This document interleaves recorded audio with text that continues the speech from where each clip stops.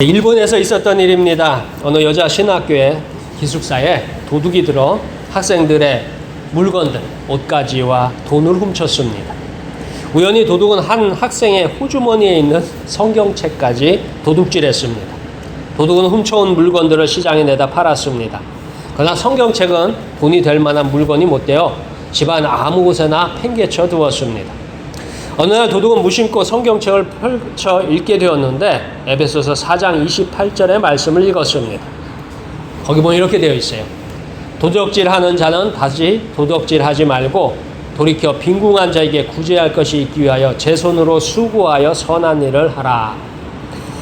이 말씀을 읽던 도둑은 눈이 번쩍 뜨이고 가슴이 뜨거워졌습니다. 도둑은 이 말씀을 하나님께서 자기에게 하신 말씀으로 알게 되었습니다.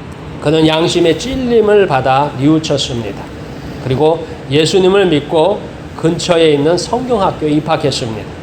세 사람이 되어 남보다 더 열심히 공부했습니다. 3년 만에 성경학교를 졸업한 그는 고향인 북해도로 내려가 농부가 되었습니다. 어진 아내를 얻어 결혼하고 부지런히 농사를 지어 가난한 사람들을 도와주었습니다. 어느 날 그의 아내는 책상 서랍을 정리하다가 깜짝 놀랐습니다. 자기가 성경학교에 다닐 때 잊어버린 성경책을 여기에서 발견합니다. 책 겉장에 안에는 아직도 자기 이름이 선명히 적혀 있습니다. 이게 어찌 된 일이에요 하면서 아내는 남편에게 물었습니다. 남편은 고개를 숙이고 바른 대로 이야기했습니다. 바로 그 책은 여러 해 전에 아내가 다니던 성경학교 기숙사에서 훔쳐온 것입니다. 그의 말을 들은 아내는 눈물을 흘렸습니다. 아내와 남편은 부둥켜 안고 울었습니다. 예수님은 사람들을 변화시켰습니다. 그래서 십자가를 지셨고 그 십자가의 은혜로 사람들을 변화시켰습니다. 예수님의 은혜의 크기가 얼마나 클까요? 찬송가 304장에 보면 하늘을 두루마리 삼고 바다를 먹물 삼아도 그 크신 하나님의 사랑 다 기록할 수 없네라고 나옵니다. 성경엔 아무리 큰 죄악이라도 예수님의 십자가 앞에서 사라집니다. 이런 변화는 마음 속에서, 생활 속에서, 영혼에서 일어납니다. 사도 바울은 변화된 삶을 어떻게 살 것인가 묻는다면 이렇게 답을 했으리가 봅니다. 오늘 말씀처럼 은혜 안에 사는 방법으로 살기를 축원합니다. 성도는 은혜 받은 사람입니다. 은혜 받았다라는 말을 어떻게 해석해야 될까? 어떻게 받아들여야 할까 하면 구원을 받은 사람이에요. 근데 이 구원의 과정은 우리한테는 자세히 설명이 되지 않아요. 여러분들이 자동차는 운전할 수 있지만 여기서 자동차를 만들 수 있는 분은 없을 거예요. 혹시 자동차 만드실 수 있는 분이 계세요? 우리 특별한 기술을 배우지 않는 이상은 자동차는 만들 수 없어요. 그러나 자동차는 운전할 수 있죠. 우리에게 주어진 은혜, 우리에게 주어진 구원은 우리가 이게 받기는 쉬워요. 그런데 그 은혜의 과정은 우리가 생각했던 것보다 상상했던 것보다 더 크고 무겁고 힘든 일이 있습니다. 그다음 구원은 어떤 과정을 거쳐서 완성될까요? 오늘 성경은 먼저 죄에 대해서 죽었습니다. 죄가 가진 무거운 힘이 예수님을 믿는 사람에게는 권세를 행하지 못합니다. 왜냐하면 죄에 대해서 우리가 죽었기 때문입니다. 예수님께서 죄에 대한 값을, 대가를 이미 지불하셨습니다. 우리 다 함께 1절에서 4절까지 말씀을 읽겠습니다. 그런즉 우리가 무슨 말을 하리요? 은혜를 더하게 하려고 죄에 거하겠느냐? 그럴 수 없느니라. 죄에 대하여 죽은 우리가 어찌 그 가운데 더 살리요? 무릇 그리스도 예수와 합하여 세례를 받은 우리가 어찌 신과 합하여 세례를 받은 줄을 알지 못하느냐? 그러므로 우리가 그의 죽으심과 합하여 세례를 받음으로 그와 함께 장사되었나니 이는 아버지의 영광으로 말미암아 그리스도를 죽은 자 가운데서 살리심과 같이 우리로 또한 새 생명 가운데서 행하게 하려 하심이라. 아멘. 성경은 우리가 죄에 대해서 죽었다고 선언합니다. 그 다음에 언제 어디서 우리가 죄에 대해서 죽었을까요? 성경에 보면 우리가 죄에 대해서 죽었다라고 얘기합니다. 그 언젠가 죽어야 되는데 이게 죽었으면 이 자리에 예배에 참석할 수 있어요, 없어요? 여러분들이 죽으면은 다 어디가 있어요? 뭐 무덤에 가 있겠죠. 요즘은 납골 땅에 다 이렇게 죽으면 납골 땅에 해서 다 넣어 놓잖아요. 그러니까 성경은 죄에 대해서 죽었다 하는데 우리가 언제 죽었는지는 알아야 될 거 아니에요. 언제 죽었느냐 하는 것입니다. 사도 바울은 우리가 예수님의 이름으로 세례를 받을 때 우리가 예수님과 연합하였다고 설명합니다. 그러니까 여기 계신 분들은 이제 예수님의 이름으로 세례를 받잖아요. 세례 받으셨죠? 그러니까 뭐 유아 세례든 어쨌든 세례를 받았어요.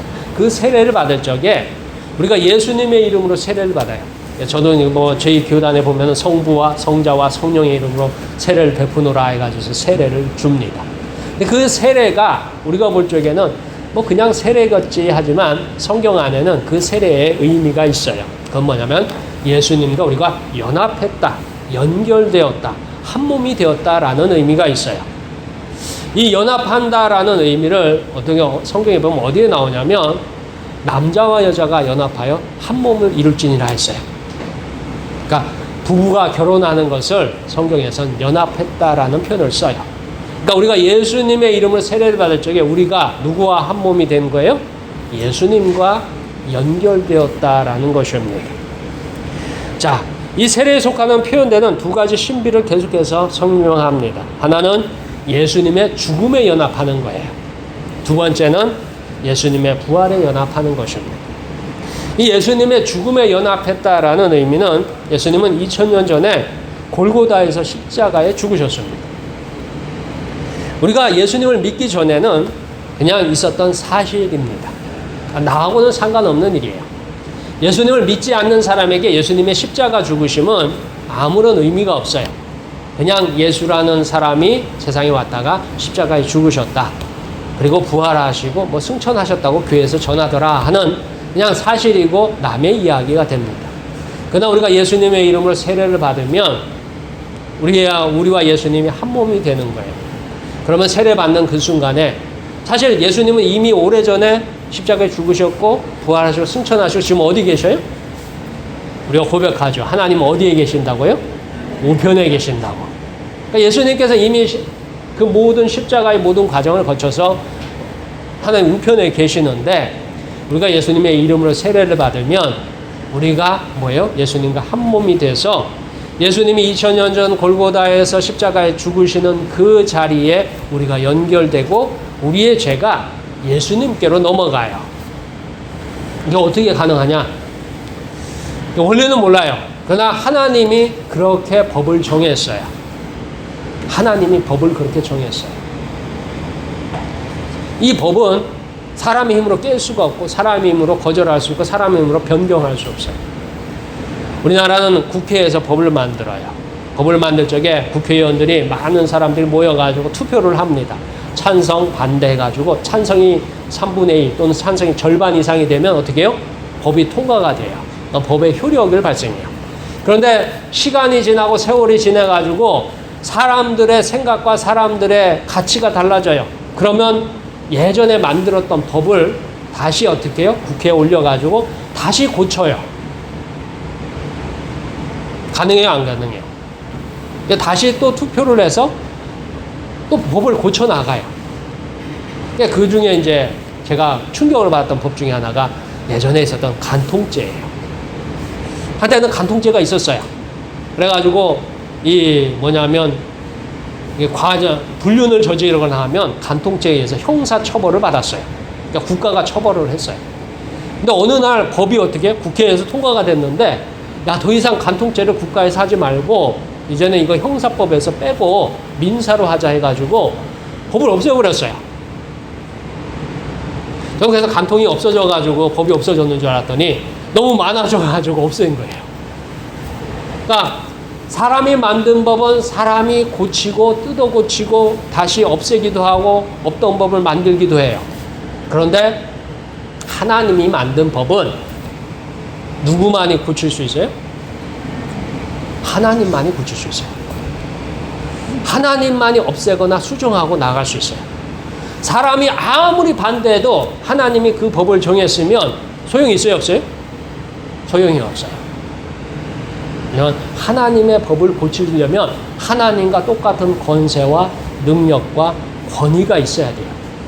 그에게만 하나님의 법을 수정할 수 있고 고칠 수 있고 그 법을 더해줄 수 있지, 사람은 아무리 숫자가 많고 아무리 능력이 많고 아무리 많이 뭉쳐도 하나님의 법을 힐끗 하나, 그러니까 소위 말해서 1.1획도 고치지 못합니다. 근데 하나님이 정하신 법이 그런 거예요. 뭐냐면 우리가 예수님의 이름으로 세례를 받을 적에 우리의 죄가 우리가 예수님의 십자가의 죽으심과 합하여졌고 예수님의 부활과 우리가 합하여졌다라고 하나님이 법을 정했어요. 자, 그럼 우리에게 선택권이 있어요. 우리에겐 선택권이 있는데 어떤 선택권이 있냐면 예수님의 이름으로 세례를 받을 것인지 아니면 예수님과 상관없게 살 것인지 하는 선택권이 있어요. 근데 우리는 어떤 선택을 했어요? 예수님의 이름으로 세례를 받는 선택을 한 겁니다. 그래서 여러분들이 예수님의 이름으로 세례를 받았고 하나님의 자녀가 되었고 살아가고 있는 거예요. 자, 그러면 예수님의 이름으로 세례를 받았던 의미가 뭐냐? 그 세례 받는 순간에 우리의 죄가 2000년 전 십자가에서 고통 가운데 죽으신 그 예수님께로 넘어갑니다. 이걸 뭐 신학적 용어로는 죄의 전이가 일어났다 뭐 이런 표현도 써요. 근데 사실은 그건 뭐 그렇게 우리가 만들어낸 얘기는 아니고 오늘 성경에 보면 그 예수님의 죽음과 연합했다라고 나옵니다. 그래서 4절에서 우리가 그의 죽으심과 합하여 세례를 받음으로 그와 함께 장사되었나니 라고 나옵니다. 죄에 대해서 우리가 죽었을 때 언제 죽었느냐? 우리가 세례 받는 날 죽었어요. 사실은 이전에 이미 2000년 전에 예수님이 죽어서 거기서 다 문제를 해결했어요. 근데 우리가 오늘 예수를 믿기로 하고 우리가 예수님의 이름으로 세례 받았던 그때에 우리의 원죄와 우리의 과거의 죄들이 그때 다 어떻게 해요? 예수님의 십자가로 넘어가고 거기서 우리가 어떻게 해요? 죄에 대해서 죽었습니다. 자, 우리가 그렇게 죽었어요. 그래서 6절에서도 우리가 알거니와 우리의 옛사람이 예수와 함께 십자가에 못 박힌 것은 그의 몸이 죄의 몸이 죽어 다시는 우리가 죄의 종로로 타지 아니하려 함이니 라고 설명합니다. 우리가 예수님을 믿는 믿음으로 예수님과 십자가에서 함께 죽었음을 인정받았습니다. 이제 우리는 우리의 죄는 십자가에서 죽었습니다. 이제 우리는 은혜를 받은 사람으로서 죄의 습관에 대해서 죽었습니다. 그러므로 우리는 은혜를 따라 살아야 하는 신분이 되었습니다. 자, 두 번째 우리 세례는 또 하나의 연합이 있어요. 두 번째 연합은 뭐냐면 부활에 연합했다라고 했어요. 여러분들이 세례 받을 적에 첫 번째는 우리가 어떻게 해요? 예수님의 십자가의 죽으심과 연합해서 우리의 죄가 예수님의 십자가로 어떻게 해요? 옮겨졌어요. 누가 옮기셨어요? 하나님이 옮기셨어요. 우리는 예수님의 십자가로 우리의 죄를 갖다가 옮길 수 없습니다. 내 죄를 남에게 옮길 수 없어요. 내 죄를 누군가에게 옮길 수 없어요. 내 죄는 항상 내 몫이에요. 그런데 하나님은 예수님의 이름으로 세례를 받을 적에 우리의 모든 죄를 어떻게 해요? 우리의 죄를 우리에게서 다 드러내서 예수님의 십자가로 옮겨놨어요. 그게 이제 하나님의 첫 번째 연합이에요. 두 번째는 뭐예요? 은혜 안에서 이제 죄에 대해서 죽었다면 문제가 하나 있어요. 자, 우리가 세례받고서 교인이 되었어요. 우리의 죄가 예수님의 십자가로 다 옮겨졌어요. 자, 여러분들 세례받고 난 다음에 지금까지 한 번도 죄를 짓지 않는 분이 있으면 손 들어 보셔요. 아, 세례받고 나서 한 번도 죄 지은 적이 없고 거짓말도 한 적이 없고 마음속에 누구를 미워한 적도 없다 하신 분 손 들어 보셔요. 없잖아요. 그러니까 우리는 뭐예요? 그 세례받고 나서 죄는 다 털었는데 과거의 죄는 다 털었는데 여전히 현재에도 뭐예요? 죄를 짓고 살고 있어요. 지난 주간에도 아니면 이 순간에도 혹시 몰라요. 근데 어쨌든 우리는 틀림없이 세례받고서 우리의 죄, 과거의 죄의 문제를 다 털어냈는데 그럼 지금 우리가 죄를 짓고 살아가는 이 모습은 무엇이냐라는 것이에요. 오늘 성경 본문은 우리가 세례로 믿음으로 예수님과 연합하여서 십자가에서 죽었어요. 죄에 대해서 이미 죽었어요. 과거의 원죄와 과거의 죄가 온전히 씻음을 받았습니다. 그렇다면 우리의 현실의 죄에 대해서는 완전히 어떻게 자유할 수 있느냐라는 것입니다. 우리는 어제도 오늘도 내일도 죄의 삶을 살고 있습니다. 죄와 섞여서 살아갑니다. 도저히 현재의 죄의 굴레를 완전히 씻지 못하고 삽니다. 아마 우리는 이후로도 계속 죄하고 연결돼서 살 거예요. 끊임없이 유혹받고 끊임없이 넘어지기도 하고 끊임없이 실패하기도 할 수 있어요. 그럼 이 죄는 뭐냐 하는 겁니다. 그렇게 우리가 기억할 내용이 있습니다. 이전에 대해서 죽었지만 지금 당장 부활에 연합하지 못합니다. 우리는 아직 부활을 기다리는 삶이에요. 그것을 갖다가 오늘 성경은 이야기하고 있습니다. 우리 다 함께 5절에서 9절까지 말씀 읽겠습니다. 만일 우리가 그의 죽으심과 같은 모양으로 연합한 자가 되었으면 또한 그의 부활과 같은 모양으로 연합한 자도 되리라. 우리가 알거니와 우리의 옛사람이 예수와 함께 십자가에 못 박힌 죄는 죄의 몸이 죽어 다시는 우리가 죄에게 종노릇 하지 아니하려 함이니 이는 죽은 자가 죄에서 벗어나 의롭다 하심을 얻었음이라. 만일 우리가 그리스도와 함께 죽었으면 또한 그와 함께 살 줄을 믿노니 이는 그리스도께서 죽은 자 가운데서 살아나셨음에 다시 죽지 아니하시고 사망이 다시 그를 주장하지 못할 줄을 알미로라. 아멘. 자, 이 성경 말씀을 이해하는데 좀 자세히 읽어볼 필요가 있습니다. 우리나라 문법에는 시제가 굉장히 드물어요. 여러분들이 이제 학창 시절에 영어를 배워보신 분들은 영어에는 시제가 있어요. 과거가 있고 현재가 있고 미래가 있습니다. 그래서 현재 완료가 있고 과거 완료가 있고 또 이런 시제들이 쭉 있습니다. 그래서 동사의 변형 해가지고 과거, 뭐 현재 분사 뭐 해가지고 여러분들이 학창 시절에 좀 외웠었죠. 아직 기억하고 계시는 분이 얼마나 되신지 모르지만, 근데 한국말하고 외국말의 차이예요. 외국말에는 시제들이 이렇게 있어요. 그래서 그 시제를 가만히 보면 이게 과거의 것인지 현재의 것인지 미래의 것인지를 구별해 갈 수 있습니다. 근데 오늘 성경에도 이런 부분들이 조금씩 있어요. 먼저 십자가에 연합한 것을 설명합니다. 5절에서 보면 이렇게 되어 있어요. 만일 우리가 그의 죽으심과 같은 모양으로 연합한 자가 되었으면, 자, 요 문장 하나가 사실은 어떻게 되냐면 시간적으로는 예수님의 죽으심은 과거로 처리하고 있고 또한 연합도 과거입니다. 그리고 전체는 가정법이라는 문장으로 연결되어 있어요. 그러니까 옛날에 과거에 십자가와 연합 세례를 받았으면, 그러니까 여러분들이 세례를 옛날에 받았죠. 맞아요, 틀려요? 옛날에 받았잖아요. 그래서 지금 직분을 가지고 계시고 교회 성도로서 생활하고 계시잖아요. 근데 어쨌든 세례를 옛날에 받았어요. 근데 성경은 뭐냐면 우리가 그의 죽으심과 같은 모양으로 연합한 자가 되었으면을 풀어서 쓰자면 입장이 이렇게 해요. 과거에 예수를 믿어서 연합되었다면, 예수님의 이름으로 세례를 받았다면, 이런 뜻으로 해석이 됩니다. 자, 다음으로 부활에 연합한 것을 설명합니다. 계속해서 5절에서요, 그 부활에 대한 부분이 이렇게 되어 있어요. 그의 부활과 같은 모양으로 연합한 자도 되리라. 여기서 보면 되리라라고 표현되어 있죠. 이제 미래형이에요. 그러니까 과거형이라면 그의 부활과 연합한 모양, 같은 모양으로 연합한 자도 되었다, 이렇게 표현했을 거예요. 그리고 현재라면 그의 부활과 같은 모양 연합한 자도 됩니다 라고 표현할 거예요. 그런데 오늘 성경에는 연합한 자도 되리라 했어요. 그러니까 미래에 부활에 연합한 사람이 될 것입니다 라는 의미가 있어요.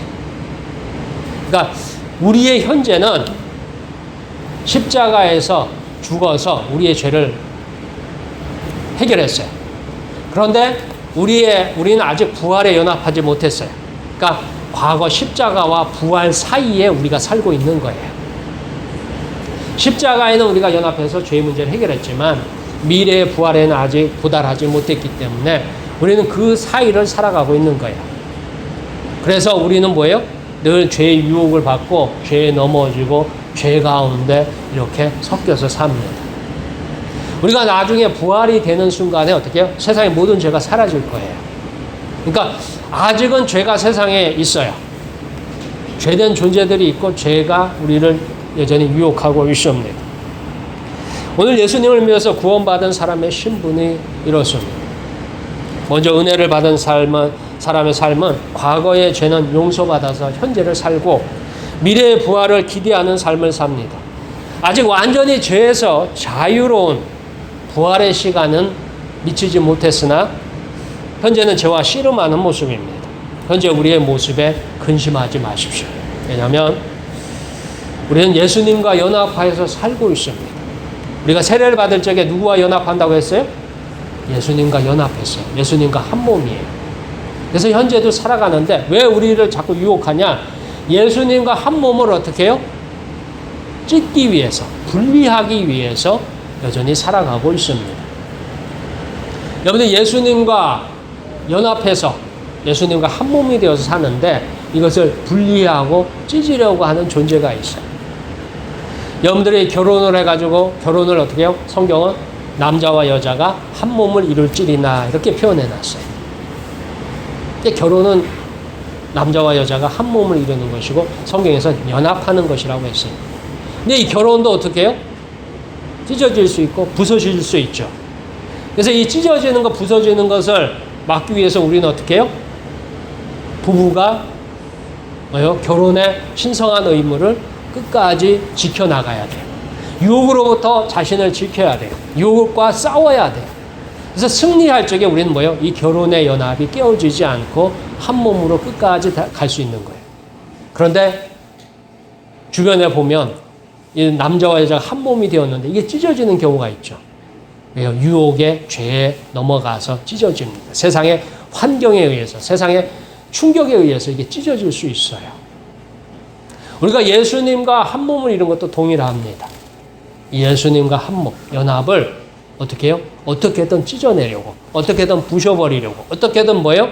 파괴하기 위한 존재가 있어요. 그게 바로 죄고, 그게 바로 사단이고, 그게 바로 마귀입니다. 그래서 오늘 성경에도 뭐예요? 우리는 예수님을 붙드는, 예수님께서 우리를 붙들고 계십니다. 그 손을 놓지 마시고 끝까지 예수님 말씀을 따라가기를 축원합니다. 미래의 부활을 기다리기를 축원합니다. 우리가 죄를 해서 이기는 방법, 죄를 떨쳐내면서 사는 방법이 있어야 합니다. 죄는 끊임없이 우리를 유혹해요. 죄는 끊임없이 우리에게 자꾸 속삭여요. 당장 오늘만 하더라도 이 자리에 나오지 못한 많은 우리 성도님들이 계셔요. 이유가 있죠. 여러 가지 이유가 있어요. 그러나 그 중에는 세상의 유혹도 있어요. 교회 나가보는 것보다 세상이 어떻게 해요? 더 재미있어요. 교회 나오는 것보다 세상이 더 뭐예요? 유익해요. 때로는 물질로 유익하기도 하고 감정적으로 유익하기도 하고 때로는 이성적으로도 유익할 수 있어요. 그 유혹들을 다 뿌리치고 이 자리에 오신 여러분들이 사실은 승리자입니다. 교회를 나가지 않고 자기 시간을 들여서 세상 중에서 무엇인가 얻은 사람이 승리자가 아니에요. 그 사람들은 사실은 뭐예요?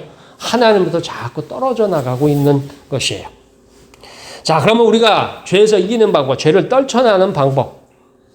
오늘 성경은 우리가 하나님을 대면하여서 하나님 앞에서 살고 있다고 전합니다. 우리 다 함께 10절에서 11절까지 말씀 읽겠습니다.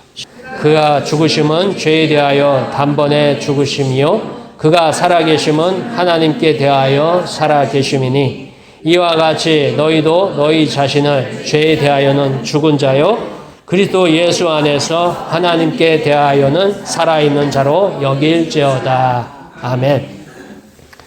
우리가 죄와 타협하며 살았을 적에 하나님과 원수되는 삶을 살았습니다. 이제는 우리가 죄와 싸우는 삶을 살고 있을 적에 하나님은 우리를 돕는 자로 계십니다. 우리가 죄와 싸우기로 다짐했을 때 하나님은 우리를 도와주셔. 자, 예수님께서 우리를 위하여 친히 간구하고 계시며 성령께서 눈동자같이 우리를 지키고 계십니다. 이것을 라틴어로는 신학 용어로는 조금 어려운 말은 코람데오라고 합니다. 이 코람데오란 말이 쉽게는 하나님 앞에서라는 의미입니다. 여러분들이 만약에 어떤 유혹을 받을 적에 하나님 앞에 있다면 우린 유혹을 받을까요? 안 받을까요? 안 받을 거예요. 제가 목포 와가지고 많이 느끼는 것은 목포에서 교통법규를 어기는 사람이 너무 많아요. 제가 깜짝깜짝 놀래요. 저 서해안 고속도로 나가는 그 진입로, 그 넓은 도로를 당당하게 그냥 건너가시는 분들을 여러 번 봐요. 만약에요, 그 건너편에 경찰이 있으면 건너갈까요, 안 갈까요? 예, 경찰 앞에서 안 갈까요? 제가 신혼여행, 결혼하고서 신혼여행을 다녀와가지고 이제 인사를 가기 위해서 서울서 이게 대전, 이게 영동이 제 그러니까 본가인데 인사를 가기 위해서 이제 차를 몰고서 서울서 내려왔어요.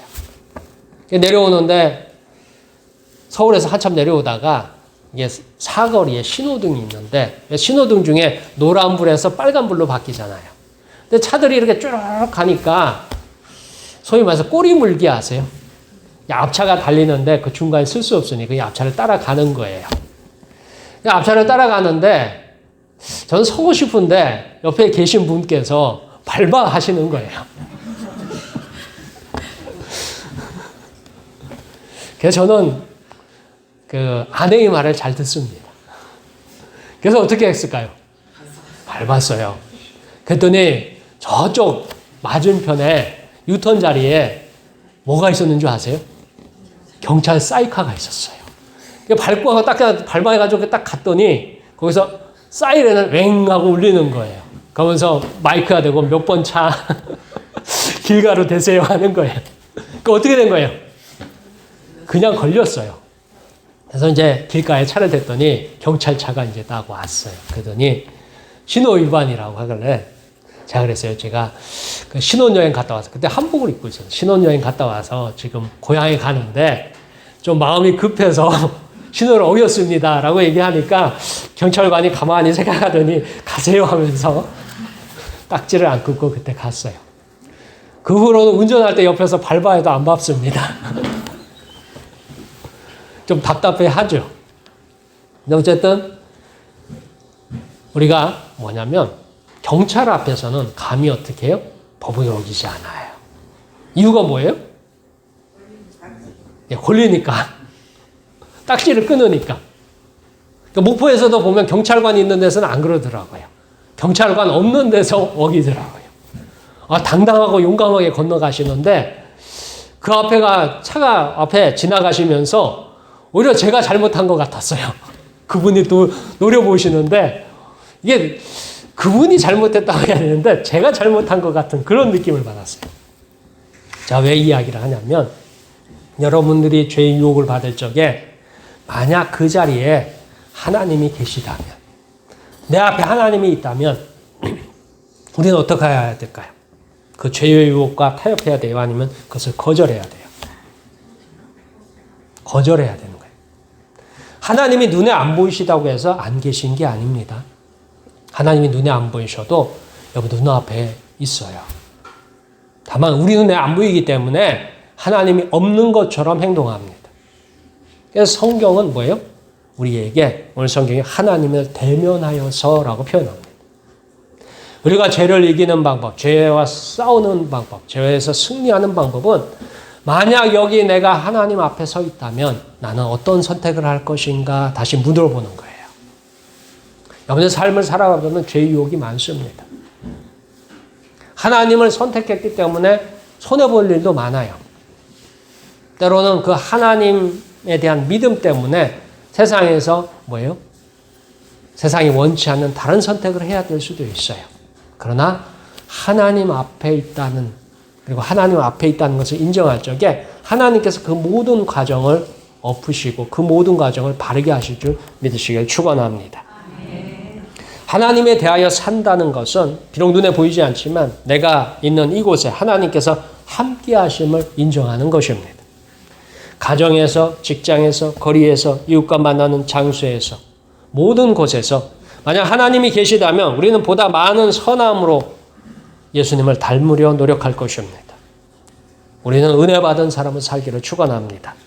죄에 대하여 죽었으면 부활을 기다리며 하나님을 대면하여 사는 것이 우리입니다.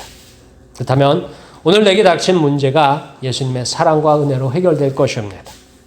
예수님의 은혜 안에 사는 삶이 되기를 축원합니다. 기도하겠습니다.